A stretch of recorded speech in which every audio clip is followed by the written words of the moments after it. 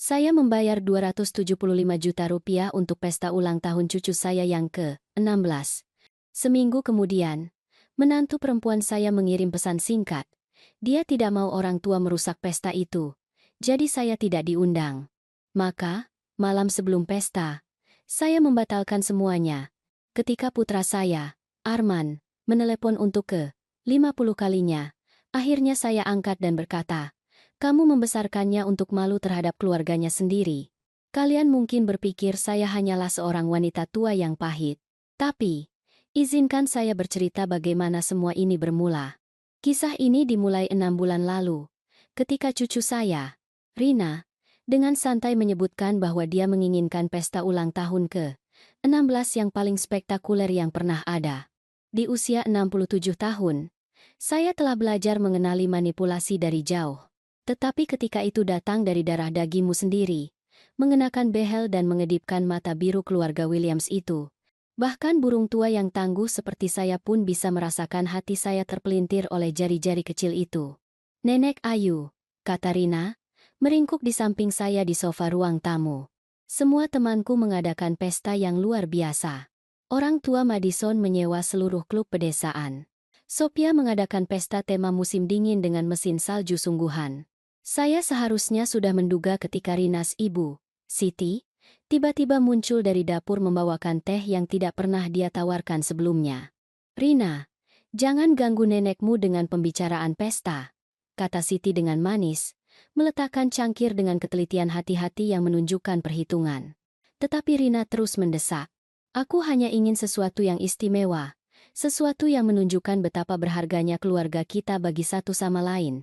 Cara dia mengucapkan kata keluarga membuat dada saya sesak. Setelah suami saya, Joko, meninggal 2 tahun lalu, momen-momen bersama Rina ini menjadi segalanya bagi saya. Arman selalu sibuk dengan pekerjaannya. Dan Siti, yah, Siti paling-paling hanya menoleransi keberadaan saya. "Apa yang kamu pikirkan, sayang?" tanya saya. Sudah tahu bahwa saya telah bergerak dari pengamat menjadi partisipan dalam permainan apapun yang sedang dimainkan. Mata Rina berbinar. Ada tempat bernama Taman Pinggir Sungai. Mereka mengadakan pesta bertema yang luar biasa. Sewa tempatnya 115 juta rupiah. Tapi nenek, bayangkan menari di bawah lampu-lampu peri di tepi sungai. 115 juta. Saya merasakan tatapan tajam Siti pada saya. Menunggu. Dan kemudian ada catering. Rina melanjutkan.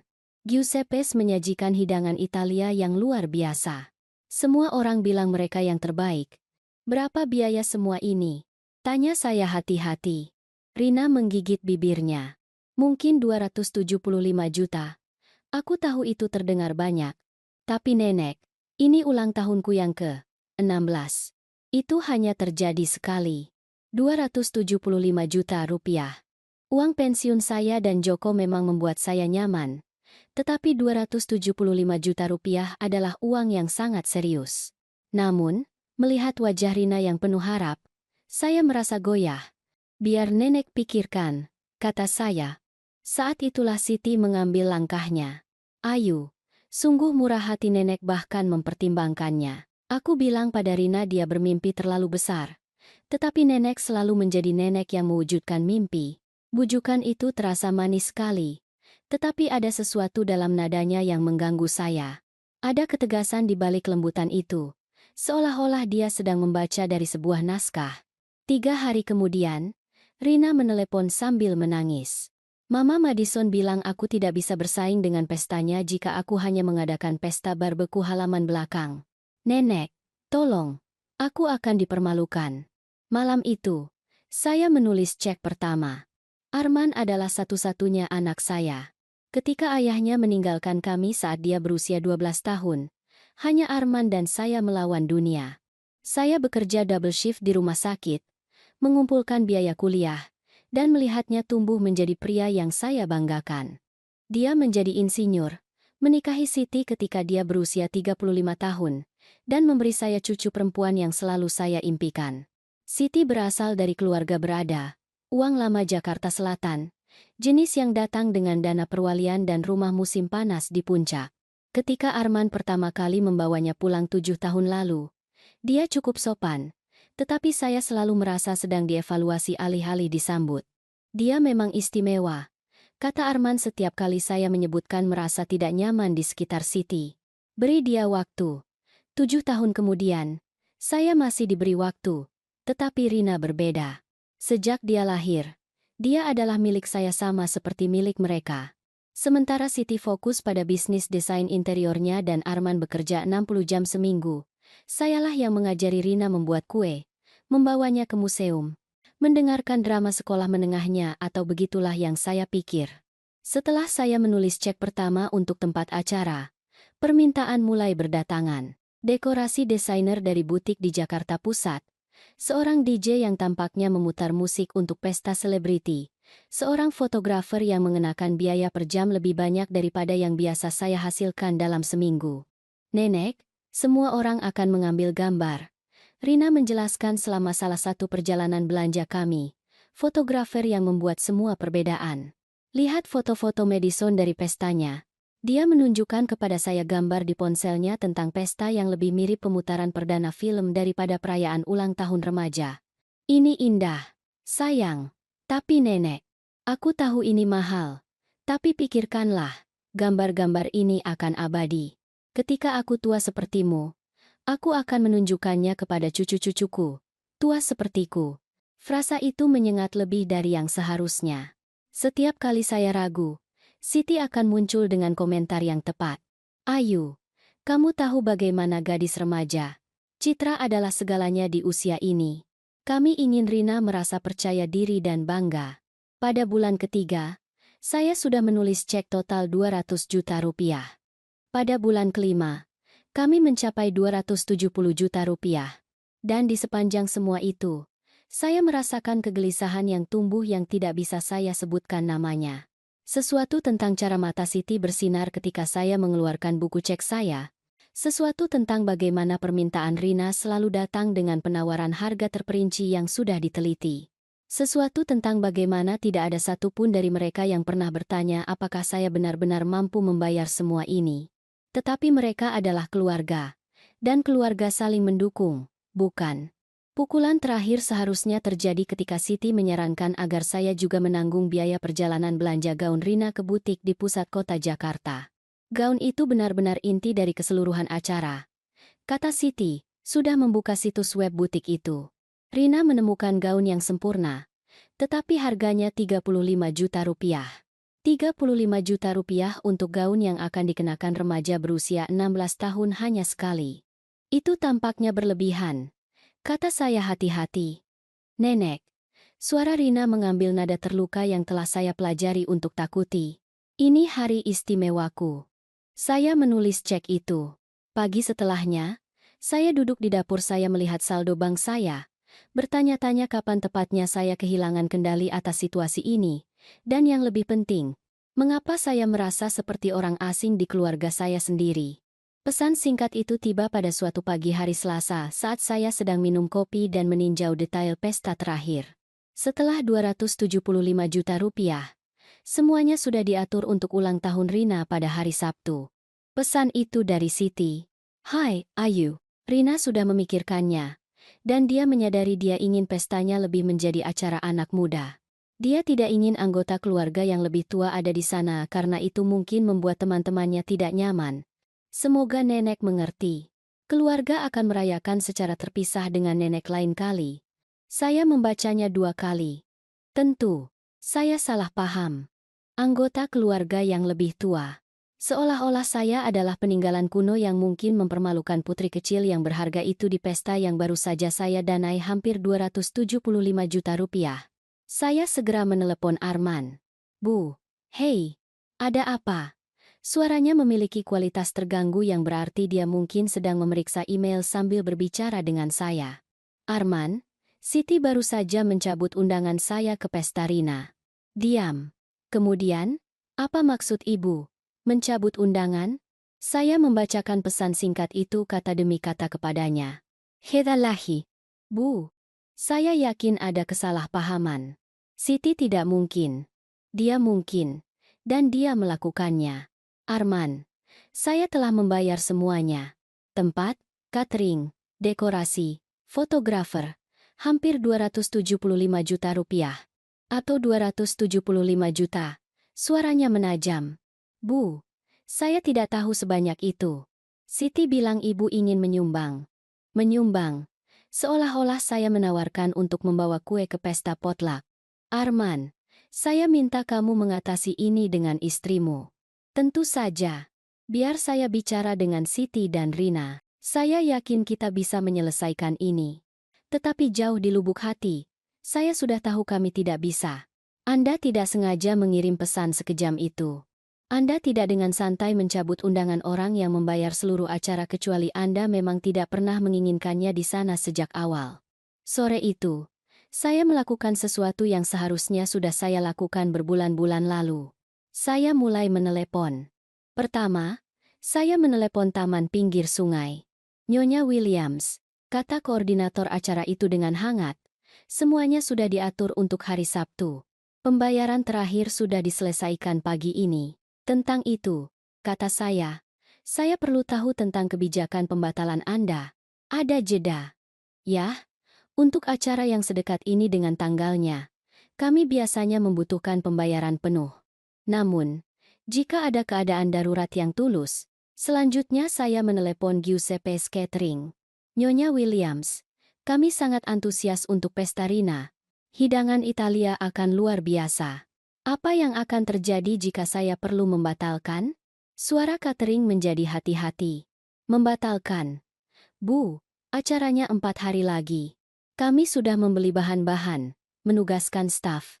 Kemudian saya menelepon DJ, fotografer, penjual bunga. Setiap percakapan mengikuti pola yang sama.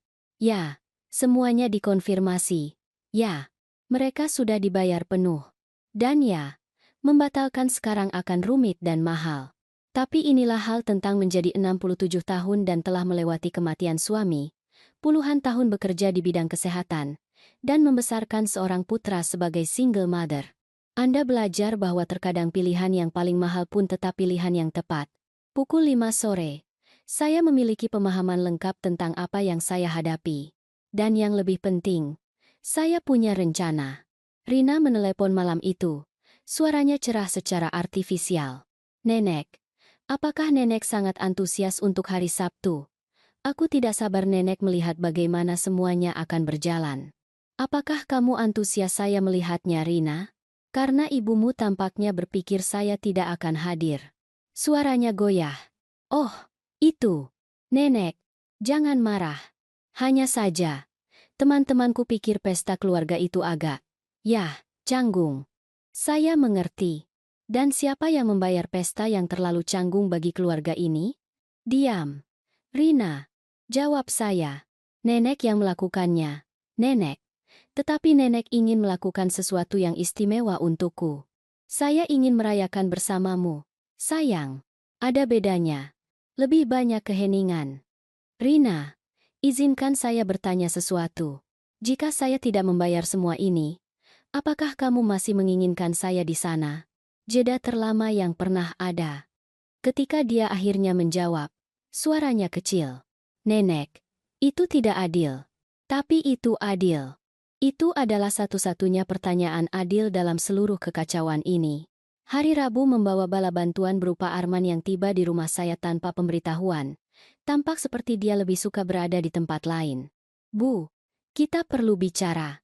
Saya membiarkannya masuk tetapi tidak menawarkan kopi. Ini bukan kunjungan sosial. Siti menjelaskan semuanya. Dia memulai, bahkan sebelum dia duduk. Rina sedang melewati fase. Ibu tahu bagaimana gadis remaja tentang penampilan. Benarkah? Cerahkan saya, Arman. Ceritakan kepada saya tentang fase ini di mana menerima hampir 275 juta rupiah dari nenekmu dan kemudian mencabut undangannya dianggap sebagai perilaku remaja normal. Dia menyisir rambutnya dengan tangan, isyarat yang saya ingat dari masa remajanya yang sulit. Rupanya, beberapa hal tidak pernah berubah. Ini bukan tentang uang, Bu, kan? Karena dari tempat saya duduk, tampaknya persis tentang uang. Siti dan Rina mendapatkan apa yang mereka inginkan, dan sekarang mereka membuang wanita tua yang tidak nyaman yang menyediakannya. Itu tidak. Oh, Bu, Ibu terlalu dramatis. Dramatis. Kata yang didengar setiap wanita ketika dia berani menunjukkan diperlakukan dengan buruk. Arman, izinkan saya bertanya sesuatu. Dan saya ingin kamu benar-benar berpikir sebelum menjawab. Jika putrimu malu pada neneknya sendiri, apa artinya itu tentang bagaimana kamu dan Siti membesarkannya? Wajahnya memerah. Itu tidak adil. Yang tidak adil adalah mengajarkan seorang anak bahwa cinta datang dengan label harga dan bahwa anggota keluarga dapat dibuang setelah mereka memenuhi tujuan mereka. Saya berjalan ke meja saya dan mengeluarkan folder yang sudah saya siapkan malam sebelumnya. Di dalamnya ada salinan setiap cek yang telah saya tulis, setiap tanda terima, setiap faktur terkait pesta Rina. 275 juta rupiah, kata saya, menyebar kertas-kertas di meja kopi saya. Itu harga rasa malu putrimu terhadap saya. Arman melihat dokumen-dokumen itu. Wajahnya semakin pucat dengan setiap halaman. Ya Tuhan, Bu, saya tidak tahu. Istrimu tahu. Siti tahu persis berapa banyak yang saya habiskan karena dia membantu Rina meminta sebagian besar. Saya melihat pemahaman muncul di matanya. Arman mungkin menghindari konflik, tetapi dia tidak bodoh. Dia mengatur semua ini, kan? Katanya pelan. Menurutmu? Dia merosot kembali ke sofa saya. Tampak kalah. Ibu mau saya melakukan apa? Saya mau kamu menjadi seorang ayah. Saya mau kamu menjelaskan kepada putrimu bahwa tindakan memiliki konsekuensi. Dan saya mau kamu melakukan percakapan serius dengan istrimu tentang rasa hormat. Dan jika saya melakukan itu, ibu akan apa? Memaafkan dan melupakan. Saya tersenyum. Tetapi tidak ada banyak kehangatan di dalamnya. Oh, Arman, saya khawatir sudah agak terlambat untuk itu. Maksud ibu? Maksud saya sudah menelepon.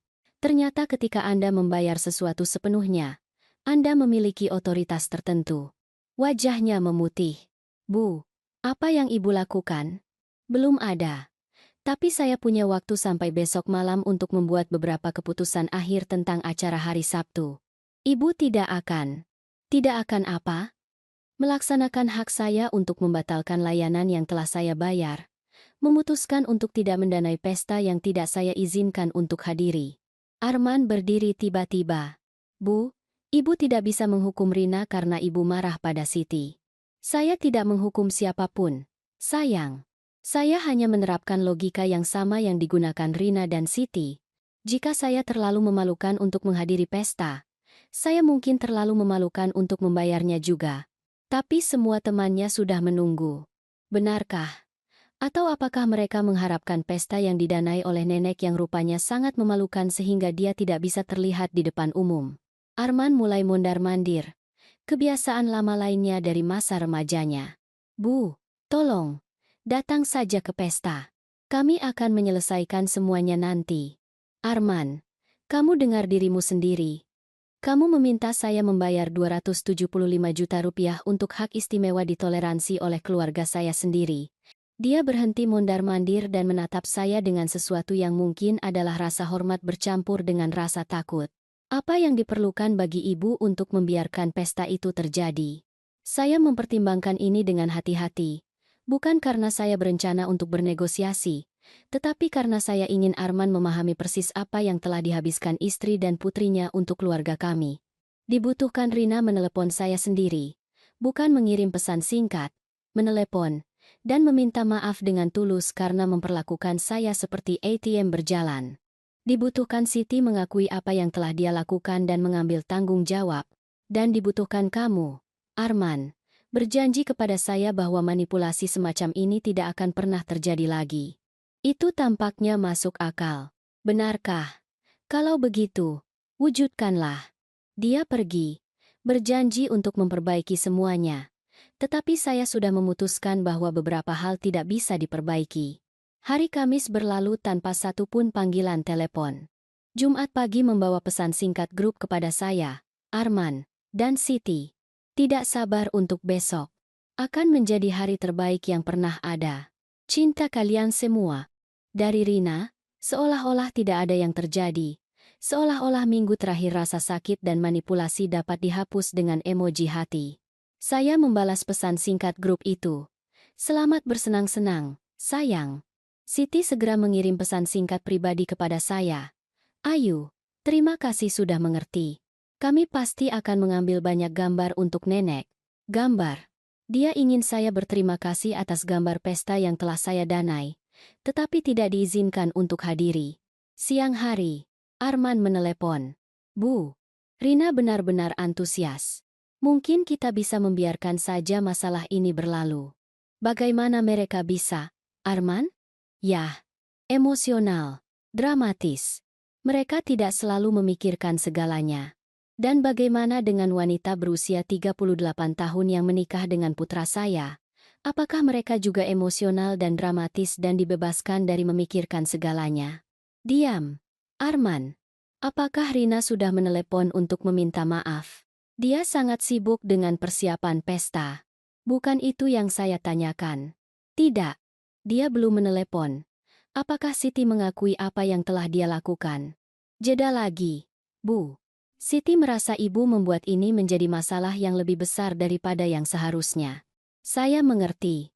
Jadi posisi Siti adalah bahwa mengambil hampir 275 juta rupiah dari saya dan kemudian mencabut undangan saya adalah apa? Gangguan sosial kecil. Dia tidak bermaksud seperti yang kedengarannya. Bagaimana dia bermaksud, Arman? Dia tidak bisa menjawab itu, karena kami berdua tahu persis bagaimana Siti bermaksudkannya. Pukul 3 sore hari Jumat, saya membuat keputusan terakhir saya. Saya mulai dengan taman pinggir sungai. Nyonya Williams, ada yang bisa saya bantu? Saya perlu membatalkan acara besok. Keheningan itu memekakan telinga. Kemudian, Bu, acaranya besok. Semua persiapan sudah selesai. Saya mengerti ini tidak biasa. Saya bersedia membayar denda apapun yang diperlukan. Tapi ulang tahun ke-16 Rina. Semuanya sudah siap. Staf sudah dijadwalkan. Acara dibatalkan. Harap hapus semua dekorasi dan beritahu staf Anda. Selanjutnya, Giuseppe Catering. Nyonya Williams. Tentu Nyonya tidak bermaksud. Saya benar-benar bermaksud begitu. Batalkan pesanan catering. Tapi kami sudah menyiapkan semuanya. Bahan-bahannya saja. Saya akan membayar denda apapun yang diperlukan. Batalkan. DJ, fotografer, penjual bunga. Setiap panggilan sama. Kejut. Ketidakpercayaan. Kemudian penerimaan yang enggan ketika mereka menyadari saya serius. Pukul 5 sore. Ulang tahun ke-16 Rina yang sempurna hanya ada dalam imajinasinya. Pukul 7.30. Telepon saya mulai berdering. Nama Arman di ID penelepon. Saya membiarkannya berdering, dan berdering, dan berdering. 53 kali, menurut log panggilan saya. Akhirnya, menjelang tengah malam, saya menjawab, "Halo Arman." "Bu, apa yang ibu lakukan?" Suaranya serak karena berteriak. Mungkin pada Siti, mungkin pada Rina. Pasti ke dalam kekosongan pilihan hidupnya sendiri yang buruk. Saya membuat beberapa keputusan bisnis tentang layanan yang telah saya bayar. Keputusan bisnis. Bu, pesta Rina besok. Benarkah? Betapa menariknya. Saya tidak diundang. Jadi saya tidak benar-benar melacaknya. Ibu tidak bisa. Bu, ibu tidak bisa melakukan ini padanya. Dan saat itulah saya mengucapkan kata-kata yang terasa seperti 30 tahun frustrasi akhirnya menemukan suaranya. Arman, kamu dan Siti mengajarkan Rina bahwa saya terlalu memalukan untuk dimasukkan dalam perayaannya. Saya hanya setuju denganmu. Keheningan yang mengikuti kata-kata saya berlangsung cukup lama sehingga saya bertanya-tanya apakah panggilan itu terputus. Kemudian suara Arman kembali, lebih kecil sekarang, hampir seperti anak kecil. Bu, tolong. Rina Hanker. Semua temannya datang. Dia telah membicarakan ini selama berbulan-bulan. Benarkah? Dan dalam semua pembicaraan itu, apakah dia pernah menyebutkan betapa bersyukurnya dia kepada neneknya karena memungkinkan itu? Dia hanya seorang anak kecil, Bu. Dia 16 tahun. Arman. Pada usia 16, saya bekerja sepulang sekolah untuk membantu menghidupi keluarga saya. Pada usia 16, kamu menjadi sukarelawan di tempat penampungan hewan setiap akhir pekan. Pada usia 16, seseorang cukup dewasa untuk memahami rasa syukur dan rasa hormat. Saya bisa mendengar suara Siti di latar belakang, tajam dan marah, meskipun saya tidak bisa memahami kata-katanya. Siti ingin bicara dengan ibu, kata Arman. Saya yakin dia mau. Telepon berdesir saat berpindah tangan. Ayu, suara Siti sedingin es. Saya tidak tahu permainan macam apa yang kamu pikir sedang kamu mainkan, tetapi kamu menyakiti seorang anak yang tidak bersalah. Benarkah? Karena anak yang tidak bersalah ini tampaknya sangat nyaman menyakiti neneknya yang tidak bersalah. Rina tidak pernah bermaksud menyakiti nenek. Dia hanya mencoba menghindari situasi canggung dengan teman-temannya. Apa sebenarnya yang akan canggung tentang neneknya menghadiri pestanya? Siti? Yah, kamu tahu bagaimana itu. Generasi yang berbeda, minat yang berbeda. Anak-anak akan merasa mereka harus berperilaku berbeda dengan orang dewasa di sekitar mereka. Orang dewasa? Maksudmu orang dewasa yang membayar seluruh pesta? Itu tidak. Ayu, kamu menawarkan untuk membantu dengan pesta itu. Tidak ada yang memaksamu. Inilah dia. Kebohongan yang saya tunggu-tunggu untuk Siti katakan. Apakah saya menawarkan? Siti. Atau apakah Rina dan kamu berulang kali meminta uang sambil meneliti persis berapa biaya semuanya? Saya tidak tahu apa yang kamu maksud. Saya tidak bermaksud apa-apa. Saya menyatakan secara langsung bahwa kamu dan Rina memanipulasi saya untuk membayar pesta yang tidak pernah kamu niatkan untuk saya hadiri. Itu konyol. Benarkah? Katakan padaku, Siti. Kapan tepatnya kamu berencana untuk mencabut undangan saya? Sebelum cek pertama yang saya tulis? Atau setelah kamu mendapatkan semua yang kamu butuhkan? Keheningan memberitahu saya segalanya. Inilah yang akan terjadi. Saya melanjutkan. Besok, alih-alih mengadakan pesta yang tidak mampu dia bayar di tempat yang tidak pantas dia dapatkan dengan makanan yang tidak dia bayar, Rina akan belajar sesuatu yang berharga tentang konsekuensi. Dan kamu, Siti, akan belajar sesuatu tentang rasa hormat. Kamu tidak bisa begitu saja menghancurkan hari istimewa seorang anak hanya karena perasaanmu terluka. Lihat saja saya. Saya menutup telepon. Telepon segera mulai berdering lagi. Saya mematikannya. Sabtu pagi tiba kelabu dan gerimis, yang terasa pas. Saya membuat kopi, telur orak-arik, dan duduk di teras belakang saya menonton kucing tetangga berburu di kebun saya. Damai. Tenang. Persis kebalikan dari apa yang akan terjadi di taman pinggir sungai saat ini. Bel pintu saya berdering pukul 9.30. Melalui lubang intip, saya bisa melihat Rina berdiri di tangga depan saya, masih mengenakan piyamanya, matanya merah karena menangis. Saya membuka pintu. Nenek. Suaranya kecil, patah. Tolong, teman-temanku. Mereka semua menunggu. Semua orang tahu tentang pesta itu. Melihatnya, saya merasakan sakit yang tajam yang mungkin adalah penyesalan. Ini masih cucu perempuan saya. Ini masih gadis kecil yang biasa memohon kepada saya untuk membaca satu cerita sebelum tidur lagi. Tetapi dia juga wanita muda yang telah menatap mata saya dan meminta ribuan rupiah sambil berencana untuk mengecualikan saya dari perayaan itu. Rina, bisakah kamu memberitahu saya mengapa kamu pikir dapat diterima untuk mengambil uang dari seseorang yang kamu rencanakan untuk mencabut undangannya? Wajahnya mengerut. Aku tidak. Ibu bilang, Nenek, aku tidak pernah bermaksud ini terjadi. Apa yang kamu maksudkan terjadi? Aku ingin pesta yang sempurna seperti yang dimiliki orang lain. Dan kamu pikir pesta yang sempurna tidak bisa menyertakan nenekmu? Tidak. Maksudku, ya? Maksudku. Dia menangis sekarang. Jenis tangisan yang datang ketika seseorang menyadari mereka telah membuat kesalahan yang mengerikan. Nenek, teman-temanku akan berpikir itu aneh. Benarkah? Atau apakah kamu akan malu padaku? Kebenaran ada di wajahnya sebelum dia bisa membentuk kata-kata untuk menyangkalnya. Oh, sayang, kata saya lembut. Menjadi orang macam apa kamu ini? Saat itulah dia benar-benar breakdown. Terisak di ambang pintu saya seperti anak kecil yang masih dia rasakan dalam banyak hal. Dan saat itulah saya menyadari sesuatu yang mengubah segalanya tentang apa yang saya pikir sedang saya lakukan. Ini bukan hanya tentang balas dendam lagi. Saya berdiri melihat Rina terisak di ambang pintu saya. Dan sejenak, tekad saya hampir retak. Hampir. Kemudian saya ingat kekejaman santai dalam pesan singkat itu. Asumsi berhak bahwa saya akan mendanai pengecualian saya sendiri.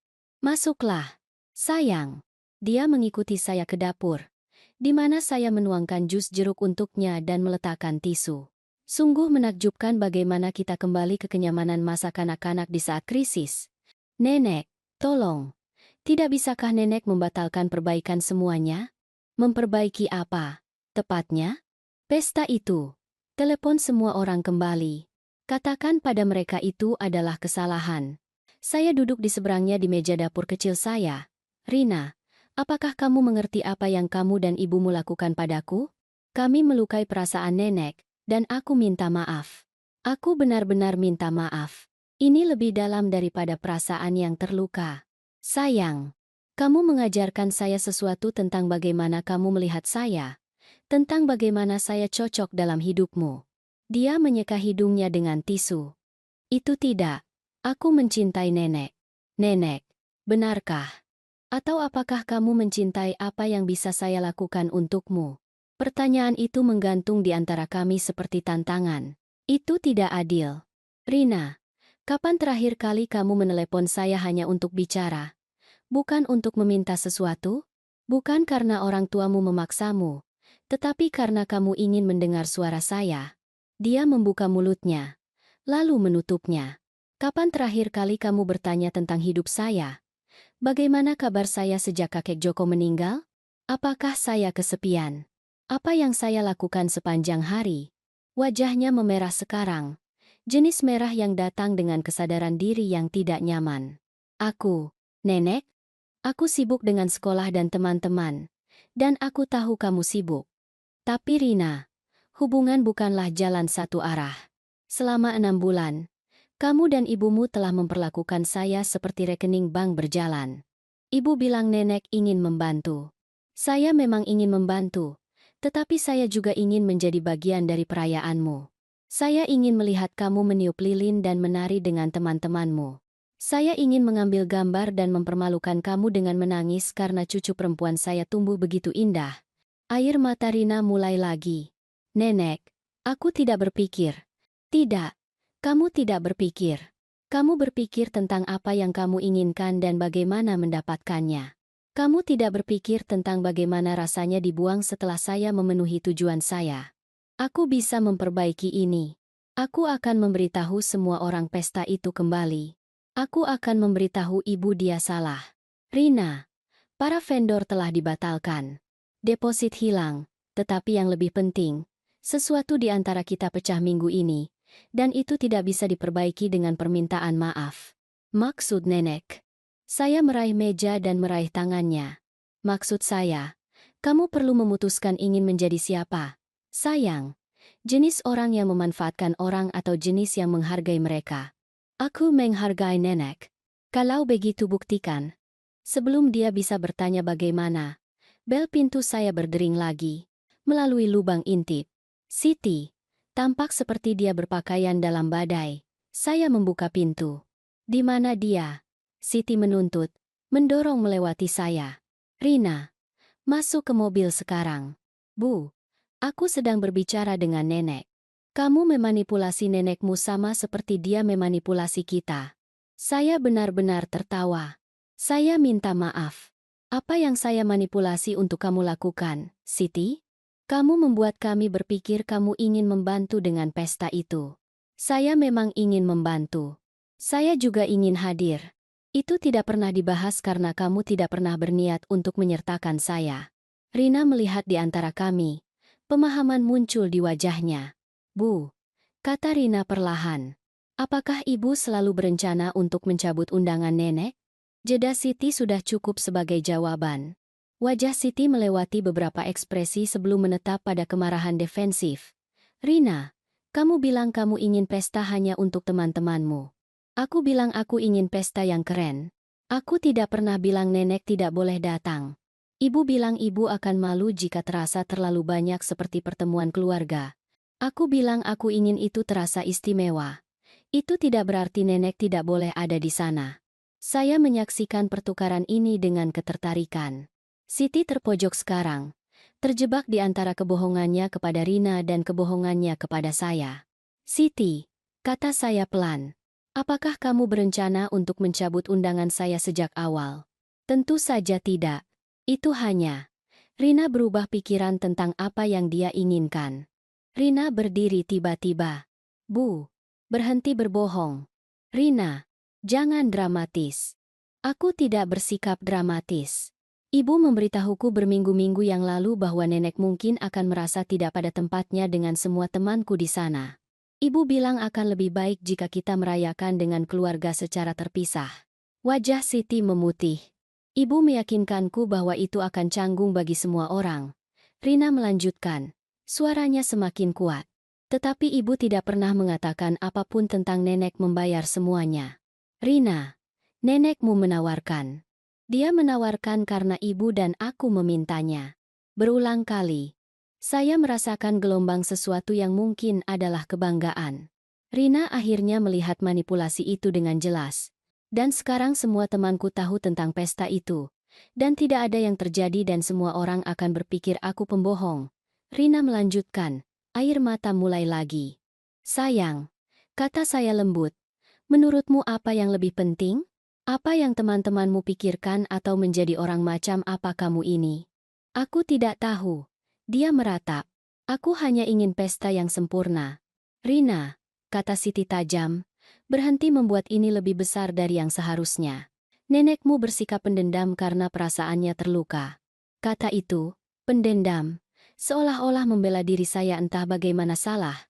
Siti, izinkan saya bertanya sesuatu. Jika saya tidak membayar pesta ini, apakah Rina akan marah karena tidak memilikinya? Bukan itu intinya. Itu persis intinya. Kamu menciptakan situasi di mana Rina merasa berhak atas sesuatu yang tidak mampu dia bayar, lalu mengecualikan orang yang memungkinkannya. Kami akan menyertakan nenek dengan cara lain. Cara lain apa? Siti goyah. Gambar. Cerita tentang pesta itu. Ah, jadi saya bisa membayar hak istimewa untuk mendengar tentang kesenangan yang tidak saya izinkan untuk nikmati. Rina menatap ibunya dengan sesuatu yang tampak seperti kengerian. Bu, itu mengerikan. Aku mengerti nenek membayar 275 juta rupiah untuk sesuatu yang tidak diizinkan untuk dihadiri. Ketenangan Siti retak. Nenekmu punya banyak uang.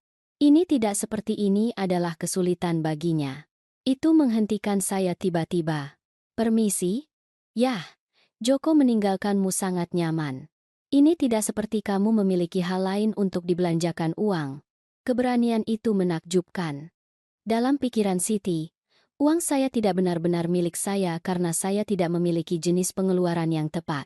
Siti, apakah saya mampu membeli sesuatu tidak memberi kamu hak untuk memanfaatkan saya? Tidak ada yang memanfaatkan. Bu? Ya, ibu memanfaatkan. Suara Rina mantap sekarang. Kami benar-benar memanfaatkan nenek. Siti berbalik pada putrinya. Rina, kita pergi sekarang. Sekarang. Tidak. Kata itu menggantung di udara seperti sarung tangan yang dilemparkan. Apa yang kamu katakan? Aku bilang tidak, Bu. Aku ingin bicara dengan nenek. Rina, masuk ke mobil saat ini juga. Atau apa? Ibu akan menghukumku. Batalkan pestaku. Saya hampir tersenyum pada itu. Rina sudah membatalkannya. Siti berbalik pada saya. Kamu pikir kamu sangat pintar, kan? Saya pikir saya akhirnya mengerti apa yang saya hadapi. Kamu berhadapan dengan keluarga yang cukup mencintai kamu untuk menyertakan kamu dalam sesuatu yang istimewa. Menyertakan saya. Siti, kamu mencabut undangan saya melalui pesan singkat. Itu persis apa yang kamu niatkan. Siti meraih lengan Rina. Kami akan pulang. Sekarang. Lepaskan aku. Bu, Rina, jangan buat ibu. Jangan buat ibu apa? Perlakukan aku seperti ibu memperlakukan nenek. Perbandingan itu mengenai Siti seperti tamparan. Cengkeramannya mengendur. Saya tidak pernah. Itu sama sekali berbeda. Bagaimana? Siti tidak bisa menjawab. Mungkin karena dia akhirnya menyadari bagaimana perilakunya terlihat melalui mata putrinya. Rina, kata saya. Ibumu dan saya perlu melakukan percakapan. Mengapa kamu tidak naik ke atas? Ada buku di kamar tidur saya jika kamu ingin sesuatu untuk dibaca. Setelah Rina pergi, Siti dan saya saling berhadapan di dapur saya seperti penembak di tengah hari bolong. Kamu telah membalikan putriku melawan saya. Saya telah menunjukkan kepada putrimu siapa kamu sebenarnya. Siapa saya? Ayu, tolong cerahkan saya. Kamu adalah seseorang yang berpikir orang lain ada untuk melayani tujuanmu. Kamu melihat uang saya dan kesepian saya setelah Joko meninggal, dan kamu memutuskan keduanya dapat berguna bagimu. Itu tidak benar, kan? Katakan padaku, Siti, sebelum kamu membutuhkan uang untuk pesta ini, seberapa sering kamu menelepon saya? Seberapa sering kamu mengundang saya hanya karena dia tidak bisa menjawab? Kamu tahu apa yang saya pikirkan? Saya pikir kamu selalu membenci bahwa Arman mencintai saya. Kamu selalu merasa harus bersaing dengan ibunya untuk perhatiannya. Itu konyol. Benarkah? Kamu telah menghabiskan 7 tahun mencoba meminimalkan peran saya dalam hidupnya. Kamu menjadwalkan acara keluarga ketika kamu tahu saya punya komitmen lain. Kamu membuat rencana tanpa memeriksa dengan saya terlebih dahulu. Kamu telah secara sistematis mengecualikan saya dari hidupmu, kecuali ketika kamu membutuhkan sesuatu. Wajah Siti memerah sekarang. Kamu paranoid. Benarkah? Kapan terakhir kali kamu mengundang saya untuk makan malam tanpa menginginkan sesuatu? Diam. Kapan terakhir kali kamu meminta Arman menelepon saya hanya karena lebih banyak keheningan? Kapan terakhir kali kamu mendorong Rina menghabiskan waktu dengan saya tanpa agenda? Saya. Kami. Ayu. Kamu terlalu banyak membaca dinamika keluarga normal. Normal. Siti. Dalam keluarga normal, nenek dihargai, bukan ditoleransi. Kami menghargai nenek. Kamu menghargai rekening bank saya. Suara Rina datang dari tangga. Bu, nenek benar. Kami berdua berbalik. Rina duduk di tangga. Jelas telah mendengarkan. Rina? Tidak, Bu. Biarkan aku bicara. Rina kembali ke dapur. Nenek, aku menemukan sesuatu di atas lemari Dodnal. Dia memegang album foto yang saya simpan di meja samping tempat tidur saya. Gambar-gambar Joko dan saya. Arman tumbuh dewasa. Rina sebagai bayi dan gadis kecil. Lihat foto ini, Bu. Dia menunjukkan kepada kami foto dari ulang tahun Rina yang ke-8. Di dalamnya, saya berlutut di samping Rina, membantunya meniup lilin. Siti berdiri di latar belakang, memeriksa ponselnya. Dan yang ini, foto lain. Drama sekolah Rina. 2 tahun lalu. Saya berada di barisan depan, bertepuk tangan dengan antusias. Siti terlihat di belakang, berbicara dengan orang tua lain. Dan yang ini, kelulusan sekolah menengah Rina. Saya merangkul Rina. Kami berdua berseri-seri. Siti berbalik, berbicara dengan orang lain. Aku tidak pernah memperhatikan sebelumnya, kata Rina pelan. Tapi nenek ada di semua momen pentingku. Dan Bu, Ibu ada di sana. Tapi Ibu tidak benar-benar ada di sana. Wajah Siti hancur. Rina, itu tidak. Aku ada di sana untuk semua hal itu. Secara fisik, ya. Tapi nenek hadir. Ada bedanya. Kebijaksanaan dalam kata-kata cucu perempuan saya yang berusia 16 tahun membuat saya terdiam. Dan aku memperlakukannya seolah-olah dia tidak penting. Rina melanjutkan. Air mata mulai lagi. Aku membiarkan ibu meyakinkanku bahwa mengajaknya di pestaku akan memalukan. Rina? Tidak, Bu. Aku perlu mengatakan ini. Rina berbalik kepada saya. Nenek, aku minta maaf. Bukan hanya untuk pesta itu. Untuk segalanya. Karena menganggap nenek remeh. Karena tidak melihat betapa nenek mencintaiku. Karena membiarkan ibu membuat nenek merasa tidak diinginkan. Sayang, aku ingin menjadi berbeda. Aku ingin menjadi jenis orang yang pantas mendapatkan nenek sepertimu. Dan saat itulah hati saya benar-benar terbuka. 3 minggu kemudian, saya duduk di kantor pengacara saya, meninjau dokumen yang tidak pernah saya pikir akan saya butuhkan. Anda yakin tentang ini, Markus? Markus bertanya. Alis abu-abunya terangkat dengan kekhawatiran. Saya yakin. Karena setelah kita mengajukan ini Markus, saya 77 tahun. Suami saya telah tiada. Putra saya rupanya tidak belajar apa-apa dari kegagalan pesta itu. Dan menantu perempuan saya baru saja membuktikan dia persis seperti yang saya pikirkan. Pembatalan pesta itu baru permulaan. Setelahnya, Siti telah meluncurkan kampanye manipulasi emosional yang akan mengesankan seorang ahli strategi politik. Pertama datang rasa bersalah. Panggilan telepon tentang bagaimana saya telah membuat Rina trauma. Pesan singkat tentang Rina menangis sampai tertidur. Pesan suara tentang kerusakan psikologis abadi yang saya sebabkan pada seorang anak. Kemudian datang ancaman. Siti telah menyarankan bahwa mungkin kemampuan pengambilan keputusan saya tidak seperti dulu. Mungkin Arman perlu lebih terlibat dalam urusan keuangan saya. Mungkin saya membutuhkan bantuan mengelola uang saya. Pukulan terakhir datang ketika saya menemukan Siti telah menelepon bank saya. Mengklaim sebagai menantu perempuan saya yang khawatir tentang aktivitas rekening yang tidak biasa. Dia benar-benar mencoba mendapatkan informasi tentang keuangan saya. Siti, manajer bank, telah memberitahu saya ketika saya menelepon untuk mengeluh. Kami tidak memberikan informasi apapun. Tentu saja, tetapi dia cukup gigih. Dia tampaknya berpikir dia memiliki hak untuk mengakses rekening Anda.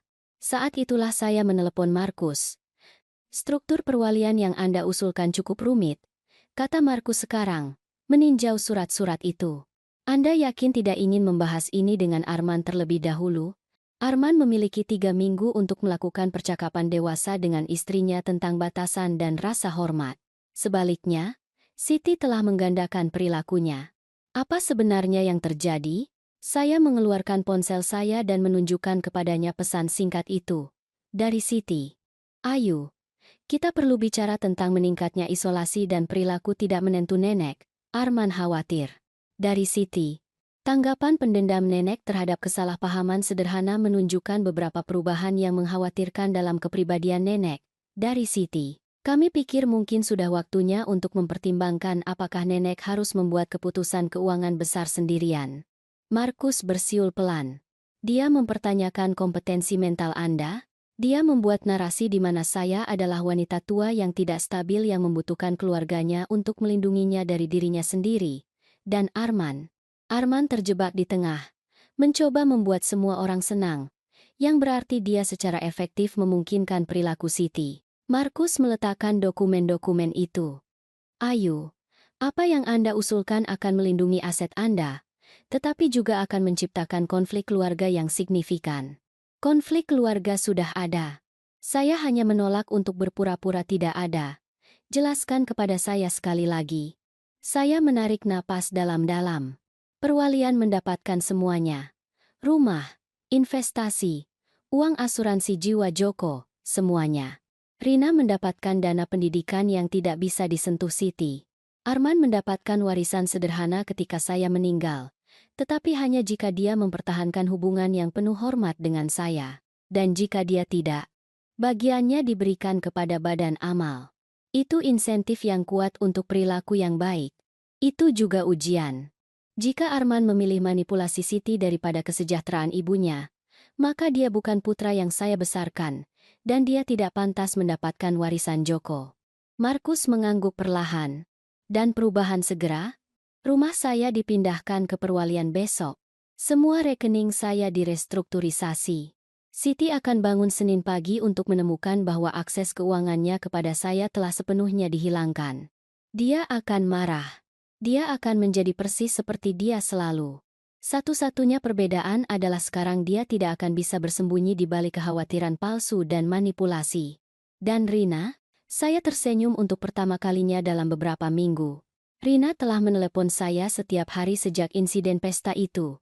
Panggilan nyata. Tentang sekolah, tentang teman-teman, tentang apakah dia harus mencoba tim debat. Dia juga mulai bertanya tentang Joko. Tentang seperti apa dia. Tentang hidup kami bersama. Itu luar biasa. Dia menjadi orang yang selalu saya tahu dia bisa.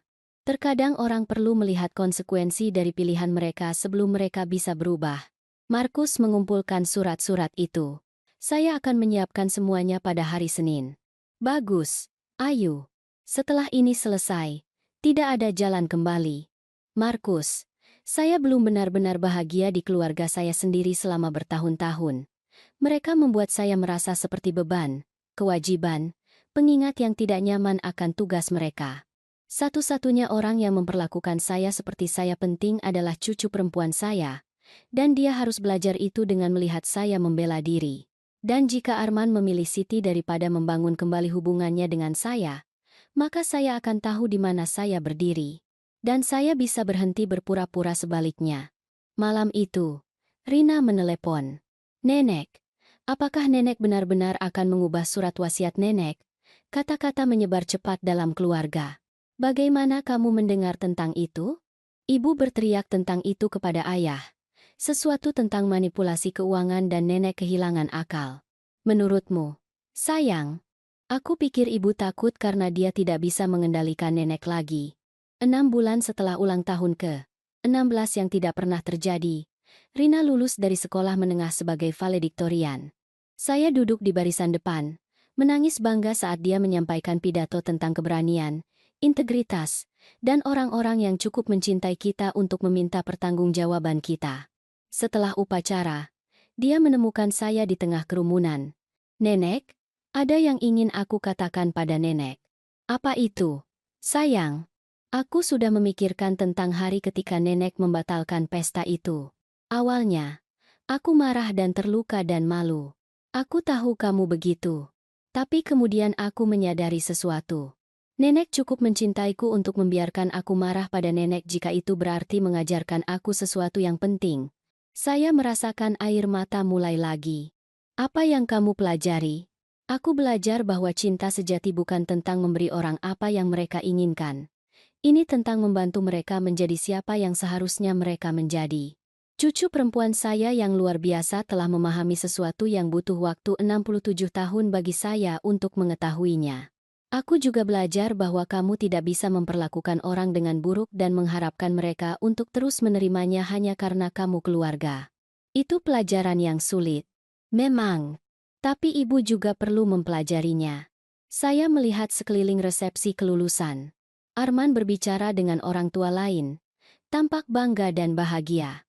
Siti berdiri di dekatnya. Tetapi dia tidak terlibat dengan kelompok itu. Bahkan, dia hampir tidak berbicara kepada saya selain sapaan sopan. Perwalian itu telah melakukan persis seperti yang saya niatkan.